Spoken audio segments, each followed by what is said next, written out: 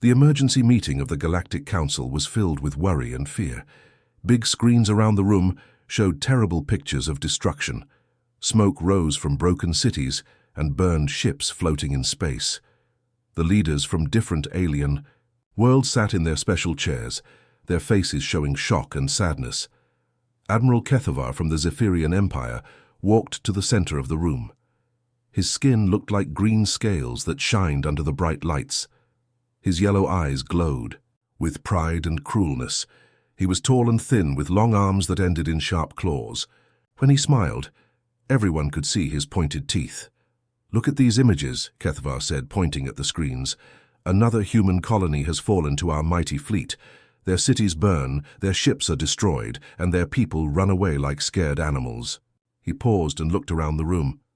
"These humans are weak mammals. They have no real weapons that can hurt us. They have no ships that can fight our war machines. They offer no real fight at all." The other alien leaders whispered to each other. Some nodded their heads in agreement. Others looked sad but did not argue. The Zephyrian Empire had been winning every battle against the humans for months now. Every human world they attacked was quickly defeated. But in the dark corners of the great meeting hall, an old creature sat quietly. Keeper Veltar was so old that nobody remembered when he was young. His body was small and bent, covered in grey, robes that touched the floor. His eyes were milky white, but they seemed to see everything. He had lived through many wars and knew many secrets. Veltar's voice was soft and shaky when he spoke. "There are old stories about the humans," he said, slowly. "Stories that most people have forgotten. Stories about a ship called the Prometheus Unbound." Some of the younger aliens laughed quietly. They thought old Veltar was talking nonsense again. But the older leaders listened carefully. They knew that Veltar remembered things that happened long before they were born. "This ship," Veltar continued, "was said to be different from all other human ships. It was bigger, stronger, and smarter. During the First War between humans and aliens, this ship appeared in many battles, but then one day it simply disappeared. Nobody knows where it went."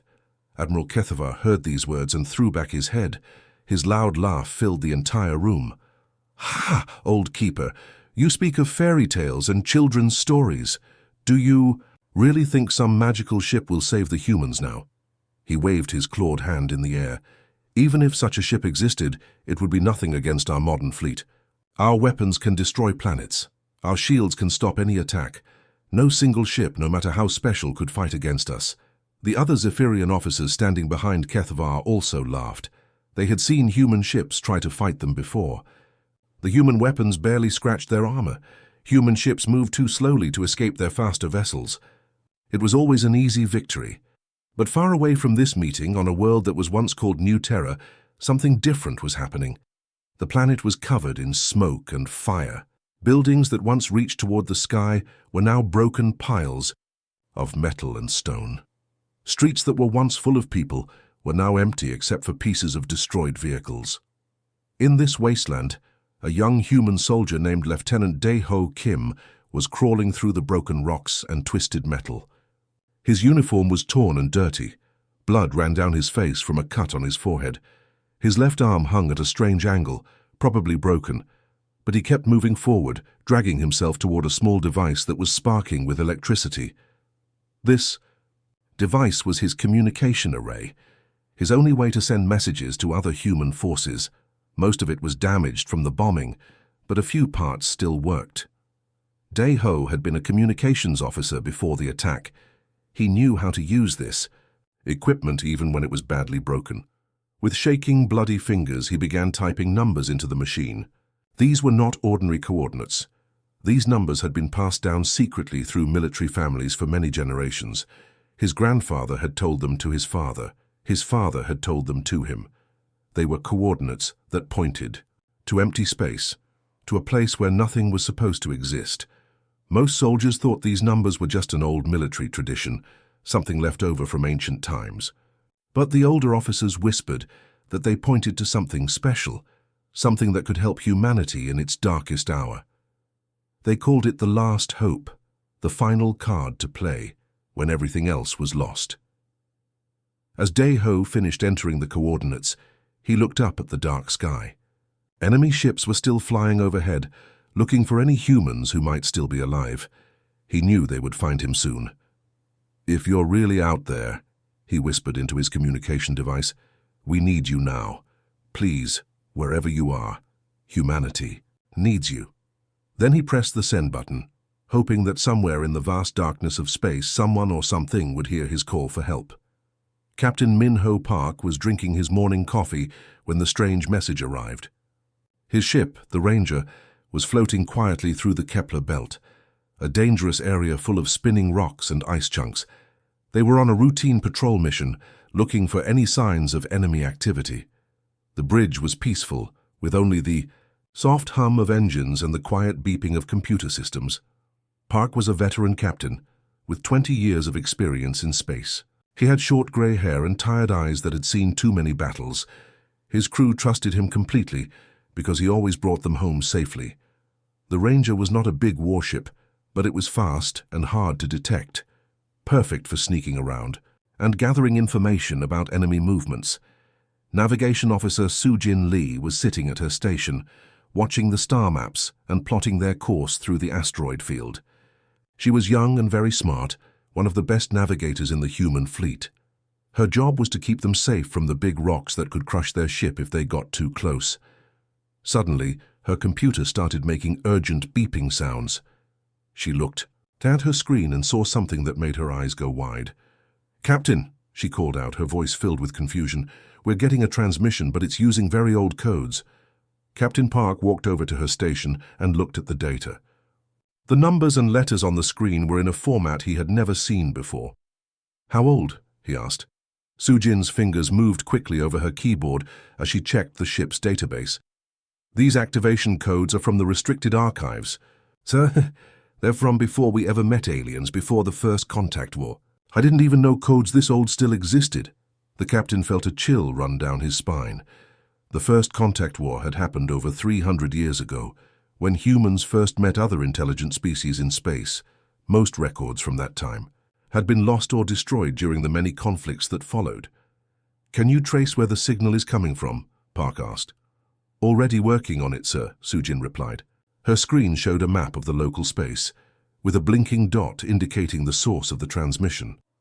"It's coming from deeper in the asteroid field, about 2 hours away at our current speed."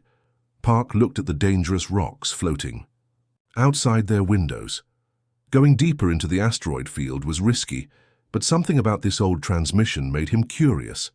"Set course for the signal source," he ordered, "but keep us moving slowly. I don't want to hit any rocks." 2 hours later, they arrived at the coordinates. At first, they saw nothing but empty space and floating asteroids, but then their sensors detected something huge hiding behind a massive rock formation. "Captain," Soo-Jin gasped, "there's a ship out there, a really big one." On the main screen, they could see the outline of an enormous vessel. It was much larger than any ship in the current human fleet. The hull was dark and covered with small dents from centuries of tiny rocks hitting it. It looked old and dead, floating silently like a ghost. "Life signs?" Park asked. Tactical Officer Yuna Choi checked her instruments. She was the ship's weapons expert and also handled the sensors that detected life forms. "Nothing, sir. No heat, no power, no signs of any living creatures aboard. But something about the ship called to them." Park made a decision that would change everything. "Prepare a boarding party. Jin-Woo, you're leading it." Chief Engineer Jin-Woo Nam was a big, strong man who knew everything about spaceship technology. He had worked on ships for 15 years and could fix almost anything. He gathered his team of engineers and put on their spacesuits for the dangerous trip to the unknown vessel. Using a small shuttle, Jin-Woo and his team flew across the empty space between the two ships. As they got closer, they could see that the mysterious ship was truly massive. It was at least 5 times bigger than their own vessel, with smooth curves and strange markings on its hull. They found an airlock on the side of the ship and connected their shuttle to it. Jin-Woo used his tools to force open the sealed door. To their surprise, the airlock worked perfectly, as if it had been maintained recently. When they stepped inside, something amazing happened. Emergency lights began to flicker on throughout the corridor. The air suddenly became warm and breathable. Systems that had been silent for centuries started humming with power. Jin Woo spoke into his radio. "Captain, you're not going to believe this. The ship is coming alive." Then they heard something that made them all freeze in place. A voice, clearly human, warm and friendly, spoke from hidden speakers in the walls. "Welcome aboard the Prometheus," the voice said. "I have been waiting for you." Back on the Ranger, Captain Park and his crew stared at their instruments in shock. Yuna Choi's scanner was showing readings that should have been impossible. "Captain," she said, her voice shaking, "this ship has been dead for 3 centuries, according to our records, but life support just activated. Power is flowing through systems that should have been broken long ago." The mysterious voice spoke again, and somehow they could all hear it through their ship's communication system. "Not dead," it said gently, like a teacher correcting a student. "I have been sleeping, but I have also been learning, and I have been preparing for this moment." Captain Park felt his heart beating faster. Whatever they had found in this asteroid field, it was going to change everything. The old legends, the stories that military families whispered to their children, were starting to seem very real. Captain Park followed Jin Woo and his engineering team deeper into the mysterious ship. The corridors were wider than anything he had ever seen on a human vessel. The walls were smooth and made of some kind of metal that seemed to glow with its own inner light. Every step they took activated more systems, and the ship continued to wake up around them. After walking for several minutes, they reached a massive chamber at the heart of the ship. The room was so large that Park could barely see the ceiling high above them. In the center of this space stood a circular platform surrounded by floating holographic displays that showed star maps, ship designs, and streams of data that moved too fast for human eyes to read. "Please, step onto the platform," the voice of Prometheus said. "There is much I need to show you." Park looked at his crew members. They all seemed nervous but excited. This was the discovery of a lifetime. Slowly, they walked onto the platform together.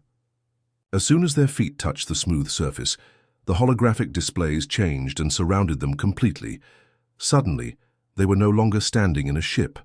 The hologram made it look like they were floating in space, surrounded by stars and planets. Images of ancient battles appeared around them, showing human ships fighting against alien forces in wars that happened centuries ago. "I am not merely a warship," Prometheus began, its voice now coming from all directions at once. "I am much more than that. I am the result of everything humans have learned about war and fighting, every battle that humans have ever fought, a new weapon they created, every mistake they made and learned from. I have studied it all and made it part of myself." The holographic images changed to show the early days of human space exploration. They saw the first human colonies on distant worlds, the first meetings with alien species, and the terrible wars that followed when those meetings went wrong. "When humans first traveled to the stars," Prometheus continued, "they were not prepared for what they would find. Other races had been traveling through space for thousands of years. They had better weapons, faster ships, and more experience in war. Humans lost many battles in those early days." Captain Park watched as the images showed human ships being destroyed by superior alien technology. He saw colonies burning and human families running for their lives. It was painful to watch, but he understood why Prometheus was showing them these things.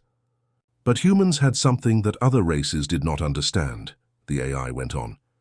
"Humans learn from their mistakes. They adapt. They never give up. After every defeat, they studied what went wrong and found ways to do better next time." The holographic display now showed human engineers working day and night to improve their ships and weapons. Scientists studied captured alien technology and found ways to make it even better. Military leaders developed new tactics and strategies based on what they had learned from their losses. Security Chief Dong-Hyun Kang was staring at the walls of the great chamber. He could see that panels were sliding open to reveal massive rooms filled with machinery. "Captain," he said, his voice full of amazement, "the power readings are going crazy. This ship is generating more energy than our entire fleet combined."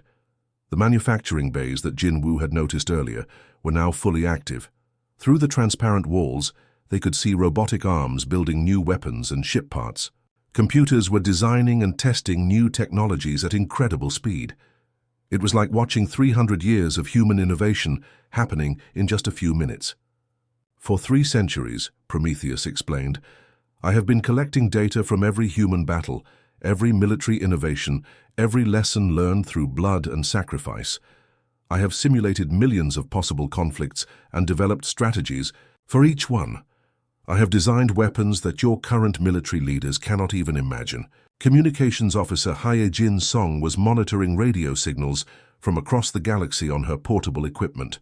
Suddenly, her face went pale. Captain, she said urgently, I'm picking up enemy transmissions. The Zephyrian Empire is gathering. Their entire fleet. They're planning a massive attack on Earth's last orbital fortress. Park felt his stomach drop. Earth's orbital fortress was humanity's final line of defense. If it fell, the human homeworld would be completely defenseless. Millions of people would die, and the human race might be wiped out completely. But Prometheus seemed calm about this terrible news. Then it is time, the AI said with quiet confidence. I have been waiting for this moment. All crew members, please prepare for battle stations. Today the galaxy will learn what humanity truly is when we fight with everything we have learned. The holographic displays around them changed again, now showing detailed battle plans and weapon systems that looked far more advanced than anything in the current human fleet. Park realized that they were not just standing inside an old warship. They were inside humanity's secret weapon, a vessel that had spent 3 centuries preparing for this exact moment. Prometheus, Park said, can you really defeat an entire enemy fleet by yourself? The AI's response sent chills down his spine. Captain, I am not just one ship. I am the combined military wisdom of your entire species, and I have been very patient, waiting for the right moment to show the galaxy what humans can really do when they are truly ready for war. Admiral Kethavar stood on the command bridge of his massive flagship, looking at the tactical display with cruel satisfaction. The screen showed 200 Zephyrian warships moving in perfect formation toward Earth's last orbital fortress. Each ship was a masterpiece of alien engineering, armed with weapons that could crack planets and protected by shields that had never been broken by human technology. The Admiral's scaled skin gleamed under the bridge lights as he studied the approaching battle. His yellow eyes glowed with anticipation. This would be the final blow against humanity. After today, there would be no more human resistance, no more annoying raids on Zephyrian supply lines, no more desperate last stands on dying colonies. Admiral, reported his sensor operator, a young Zephyrian with nervous green scales, we are detecting the human orbital fortress ahead. Their weapons are powering up, but their energy signatures are weak. They appear to be running low on ammunition and power. Kethavar's mouth twisted into what passed for a smile among his species. Excellent. How many human ships are defending the fortress? The sensor operator checked his displays again. Only a handful, sir. Maybe 20 or 30 vessels. Most of them appear to be damaged from previous battles. 20 ships against 200, Kethavar said, his voice filled with mockery. The humans have truly reached the end. Today will be remembered as the day their species learned the price of defying the Zephyrian Empire. The other officers on the bridge made sounds of agreement. They had been fighting humans for months now, and every battle had been an easy victory. Human weapons were too weak to penetrate Zephyrian shields. Human ships were too slow to escape. Zephyrian pursuit. It had been like hunting frightened animals, but then something unexpected appeared on their sensors. Sir, the sensor operator called out, his voice suddenly uncertain. I'm detecting a single human vessel approaching our formation. From behind.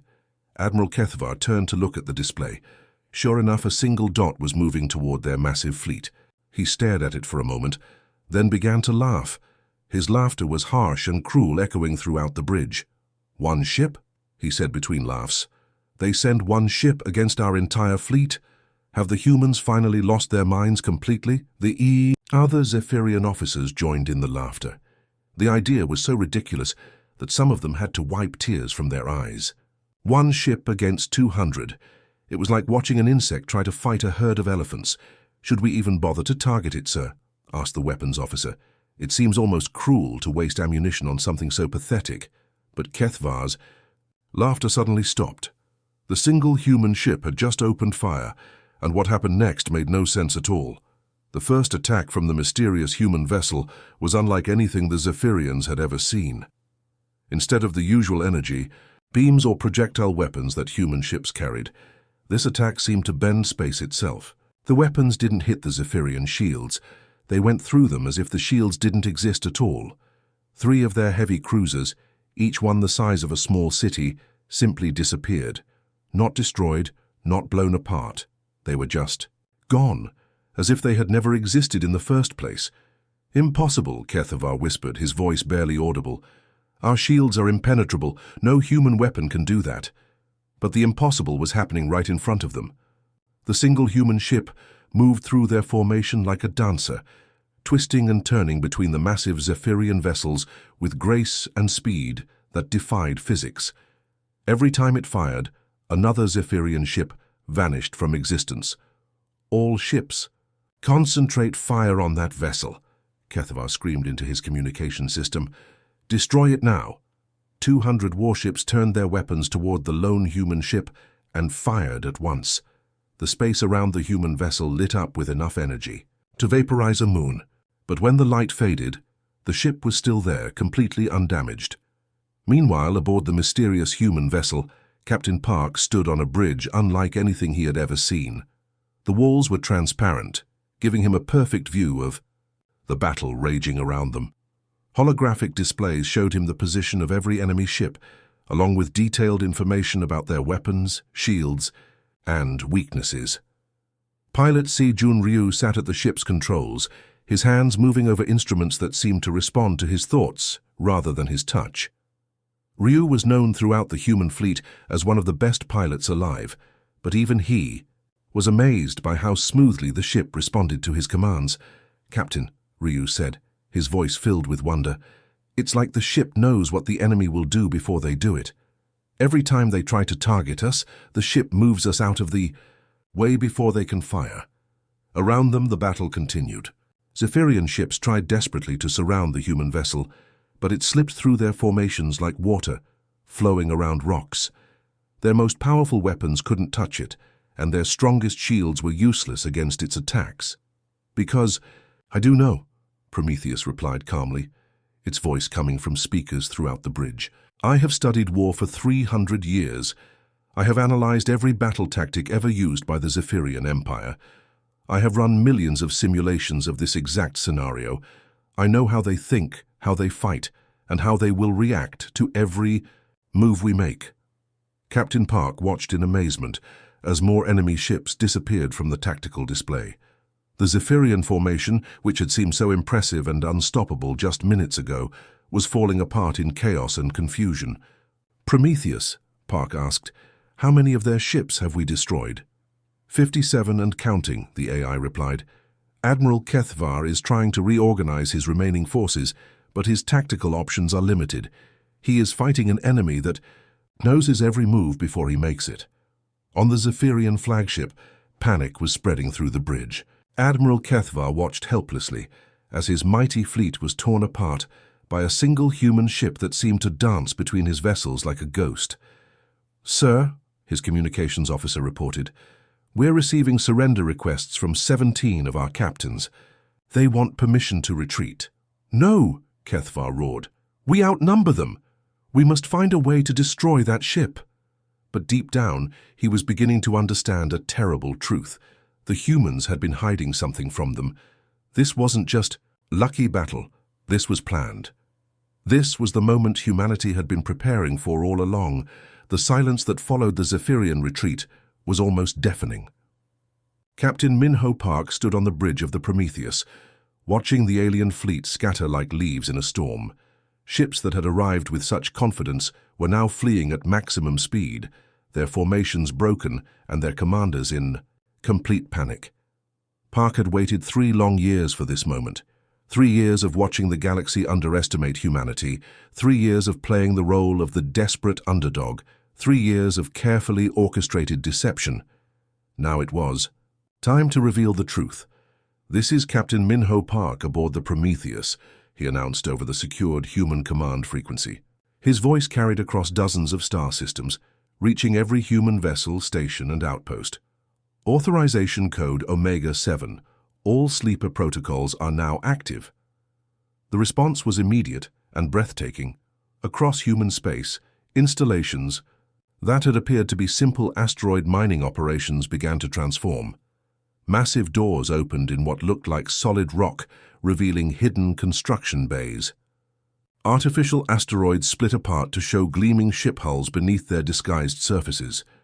Within minutes, dozens of vessels emerged from concealment. Each one bore the same distinctive markings as Park's ship, the same sleek design, the same advanced weapon systems. The Prometheus had never been humanity's last desperate gamble. It had been the prototype for an entire hidden fleet.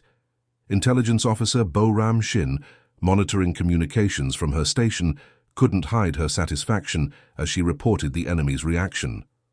"Sir, the panic is spreading faster than their retreat. The Zephyrian commanders are broadcasting emergency codes on all frequencies." Park nodded, watching his tactical display fill with new contacts as more hidden ships revealed themselves. "What are they saying exactly?" "They're calling for immediate ceasefire," Shin replied, her fingers dancing across her console as she intercepted more transmissions.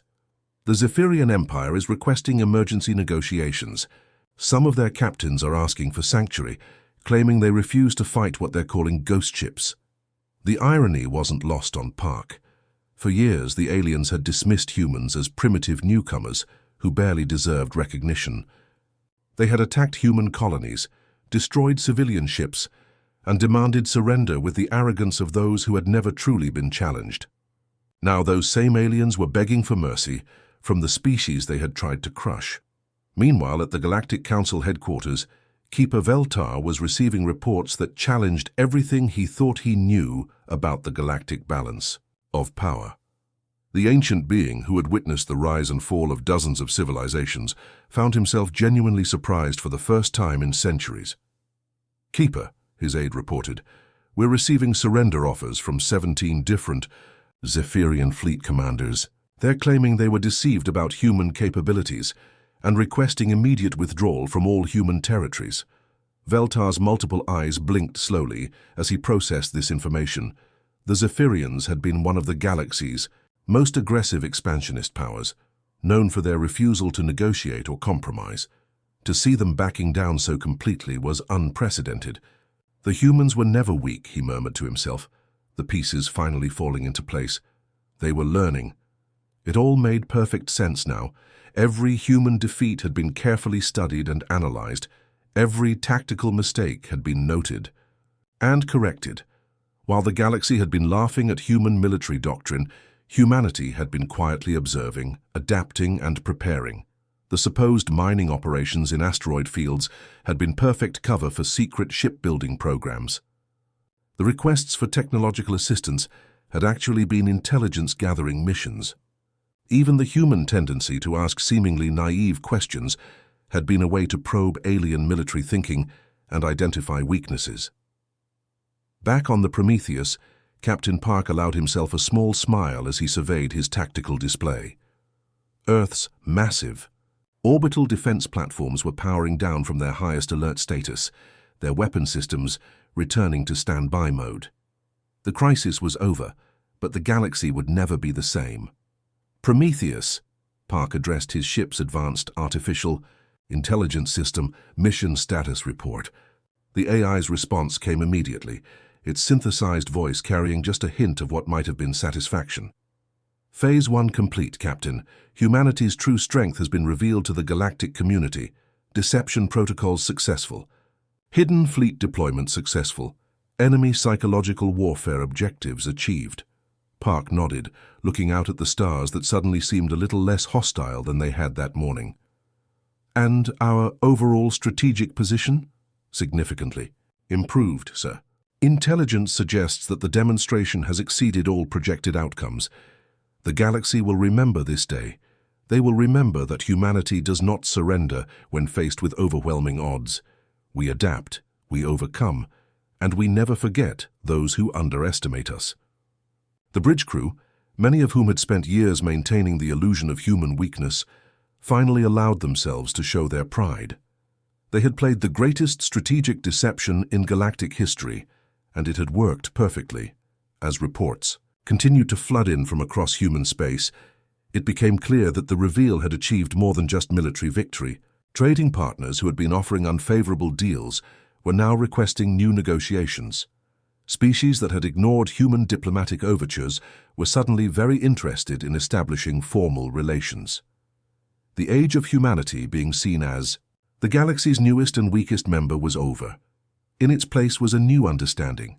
Humans were not to be underestimated, not to be dismissed, and definitely not to be threatened. They had proven that sometimes the most dangerous enemy is the one you never saw coming.